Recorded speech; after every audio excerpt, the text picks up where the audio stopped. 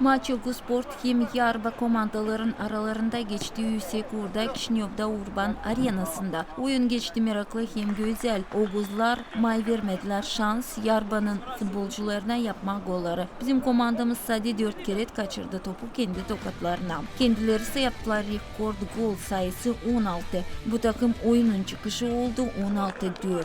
Golları vurdular bizim klubdan Dmitri Kalaraş, Valerий Mavradi, Fedor Uzun, Oleg Pametka, Vячеслав Соколы, Николай Узун и Анатолий Mavradin. Наша команда в каждом матче показывает Bizim komandamız her bir maçta gösterir güzel oyunu da savaşır. Her bir oyunda kazanma lazımlı çıkışları bu 3 puan. Şimdi gideriz iyi. Sanırım bitkiyadan toplum etapınadan biz yetişeceğiz ilk yere. Bundan sonra bize olacak play-off maçları ilk yer için. Zorluklar yok. Hepsi çocuklar mutlu beğenirler çempionatın formatını. Çempionat hazırlı Yüksekur'da. И организация чемпионата на очень высоком уровне. Ребята тренируются упорно, готовятся.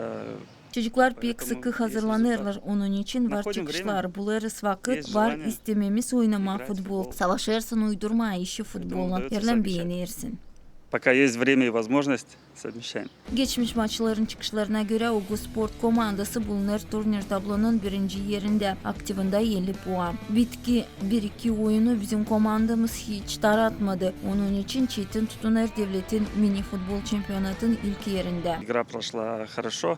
Rебята Oyun geçti Yüksekur'da çocuklar hazırlandılar. Bakmadan ona hani onların komandası bulunur bitki yerde. Futbolcular oynardılar iyi. Biz taradık onları rekord gollarla bir oyunda öyle oldu. Onlar değiller pek kavi ama hep o kadar onlar iyi toplandılar da oynadılar bitki yerde. Ну, во-первых, ребята у нас собрались довольно-таки, скажем так, профессиональные, как бы более возрастной. İlk lazım söyleyeyim hani bizde toplandı profesyonel oyuncular. Futbola göre yaş kategorisi de becermekle taradı. Pek usluydu oyun, panikasız becermekle söyleyeceğim taradık zere.